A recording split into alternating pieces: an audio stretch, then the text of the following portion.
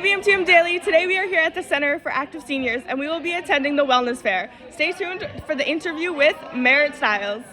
Hi everyone, today I'm with Marit Stiles, leader of NDP and official opposition of Ontario. Thank you so much for being here today. Is it okay if we ask you a couple of questions? I would love to, yeah. So I'm interested in becoming more involved in my community, but I'm not too sure what I'm interested in. Where do you suggest I get started? Well, I mean, first of all, I'd say, look at people, talk to your teachers in your school, guidance counselors. They might give you a sense of the kinds of things that are available out in your community that connect with your interests. I also always say to people, what is it that you enjoy doing? If you like to do art, maybe find out about, community center art programs. If you care about the environment, there's lots of environmental groups doing really important work out there. I think that kind of thing is really important. It's always, for me, you make the greatest change when it's something that really connects to you, that you feel, where you feel passionate about an issue. That always helps. And if you're interested in politics, every political party has a kind of an organization in each community that does work there, and so you connect with them. Yeah. Thank you. Young people as well as seniors are most affected by the rising costs of living and food. How can you make a difference for young people as well as seniors? Yeah, this is a really big problem. It's getting worse and worse. We see it all across Ontario, not just here in the city of Toronto.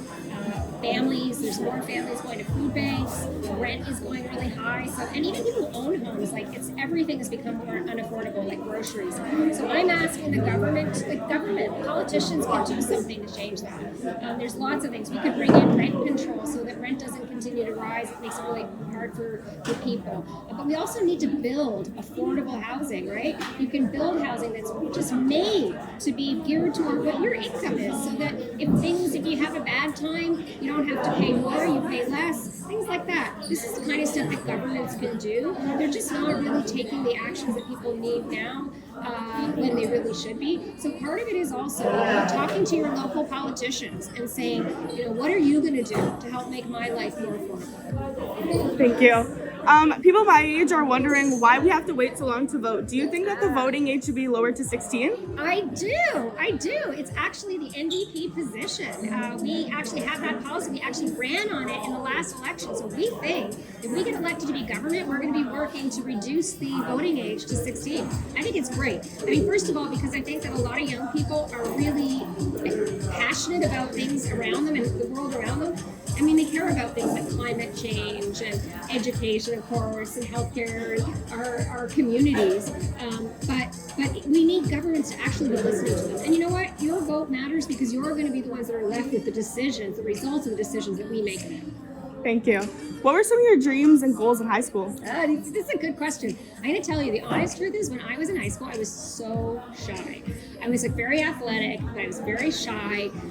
I kind of cared about the world around me a little bit. My parents really were interested in environmental issues and things like that. But I could never have imagined myself being a politician. It was not what I imagined myself doing. I really liked writing, and I wanted to be a writer. And then when I went to university, I started realizing that I actually was kind of interested in political issues and what was happening in other parts of the world and how we could make changes. So that's where I was at, And I always say to young people, if you're struggling with things like that, like being shy and having trouble speaking in front of a group or doing something like this, just push yourself a little bit more each time. It gets easier every time, and you know what? We can change a lot in our lifetimes, right? Yeah. Thank you. Is there anything else you'd like to share with us today? Well, I just want to say, I always tell high school students, especially your age, that as you get older and you are able to vote, be sure to vote. Because people like me who are elected to represent you in your communities, it's our job to listen to you. And you care about a lot of things, right? You have a lot of concerns, housing costs, the cost of post-secondary education, right? It's gone through the roof. Food, and it's on us. So what I always say to people is, don't think that politicians are all the same. Hold us to a higher standard, though. Make sure that we're listening to you. Ask for meetings with your local representatives at all levels. It's really important that we're working for you. Thank you so much for joining us today. It's my pleasure.